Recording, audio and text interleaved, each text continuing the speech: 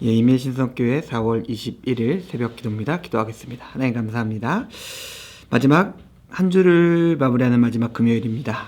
이 시간 우리와 함께 해주셔서 이 한 주간 저의 모습을 통해서 영광 받아주시고 오늘 하루도 주 안에서 온전한 삶으로서 하나님 뜻을 따라 살아갈 수 있게 우리의 삶을 주장하여 주시옵소서. 감사드립니다. 예수님의 이름으로 기도드렸습니다. 아멘.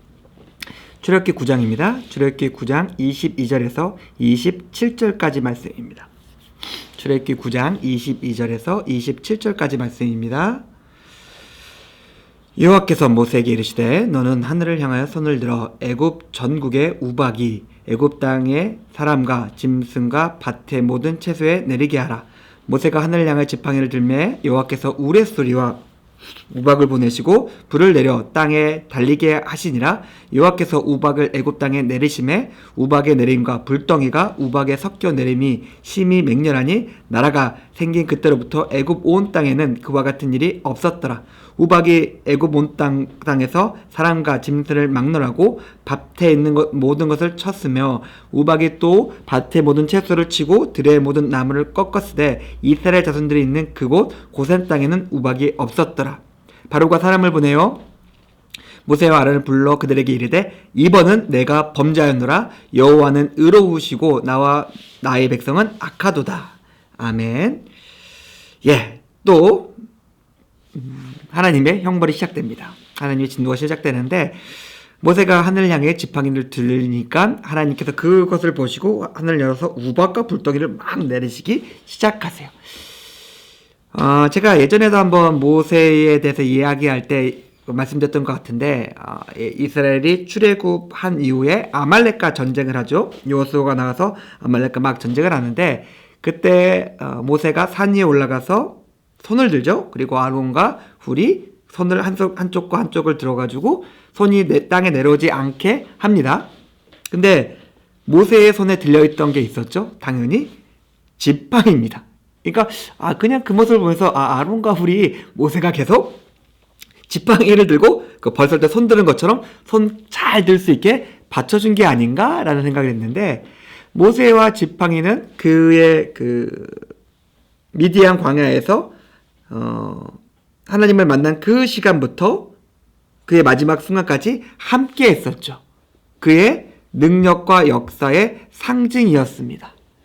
모세가 지팡이 들고 흔드니까 반석이 터지고 바다가 갈라지고 하늘이 열리고 땅에 하나님의 심판이 임하고, 물론 그건 나무 막대기잖아요. 그저 나무 막대기일 뿐인데 어떤 특별한 나무를 구해다가 어떤 특별한 정성을 다해가지고 하나님의 기운이 실리도록 하는 그런 마법 같은 일도 없었잖아요. 그러나 모세가 들고 있고 하나님의 뜻이 통하게 되니까 마치 엄청난 고압의 전기가 통하는 것처럼 그 막대기의 끝을 통해서 하나님의 일이 일어나기 시작합니다. 그리고 우리가 비슷한 것도 알고 있죠. 다윗이 물매의 돌을 조약돌을 올려가지고 물매를 던지게 되니까 거인이 쓰러지고 한 나라가 전쟁에서 이기게 되는 거죠. 되게 말 그대로 조약한 조약돌이고, 그리고 그저 나무 막대기이지만 하나님의 사람의 손에 들려있고 그 사람을 통해서 하나님이 역사하게 된다면 그 조약한 것으로서 하늘과 땅과 바다가 터지고 변하고 열리게 됩니다. 우리 손에 들려있는 게 있죠. 우리의 가진 것일 수도 있고, 우리의 직업일 수도 있고, 우리의 능력과 기술일 수도 있고, 그 여러 가지 것이 될 수 있을 것입니다. 우리는 그것이 되게 조약하다, 보잘것없다, 내가 이걸 계속 해야 돼 라는 생각이 들 정도로 작은 것이겠죠. 하지만 우리가 하나님의 뜻 안에 서 있고 우리가 하나님의 부르신 그 장소 위에 서 있으며 하나님의 뜻이 우리와 함께 하고 있다면 그것을 가지고 바위가 터지고 하늘이 열리게 될 것입니다. 나 때문도 아니고 내 손에 들려있는 것 때문도 아니라 하나님 때문에 그런 일이 가능할 것입니다. 우리가 내가 가진 것들을 객관적으로 판단하는 것은 좋지만은, 하지만 그것보다 더 중요한 것이 내가 하나님과 함께하고 있는가, 내가 하나님께서 말씀하신 그 삶의 방향으로 가고 있는가를 먼저 살펴야 합니다. 자, 난리가 났죠. 애굽에 난리가 났습니다. 그런데 우리가 알고 있는 것처럼 26절에 보니까 고센 땅에는 우박이 없었더라. 앞에 있는 말씀과 연결해서 우리의 상황이 있습니다. 조약하죠. 보잘것없죠. 형편없죠. 이스라엘은 노예고 고통받는 자리에 있었습니다. 피곤하고 고단한 삶이었어요. 근데 오늘 말씀해 보니까 거기에 없는 것이 있죠. 무엇이 없었습니까? 하나님의 진노와 하나님의 심판이 없었습니다. 우리 삶에 있었으면 하는 것이 있습니다. 고센 땅 건너편, 그 나일강 건너편에 가면 지금 카이로일까요?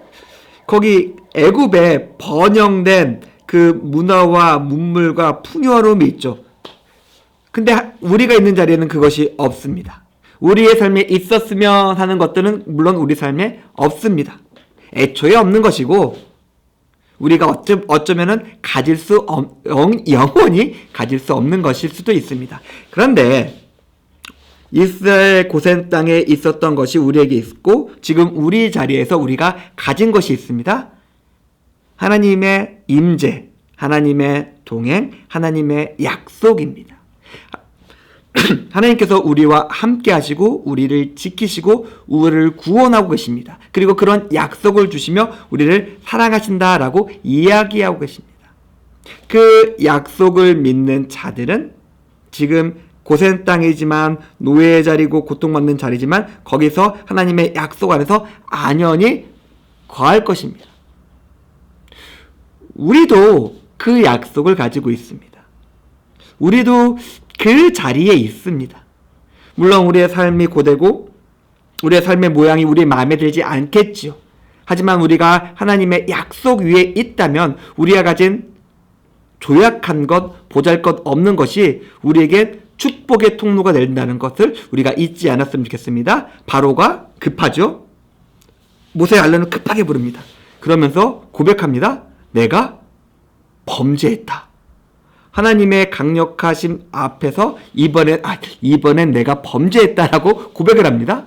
그 교만하고 자존심 강한 왕이었던 바로가 그냥 고백을 한 거죠.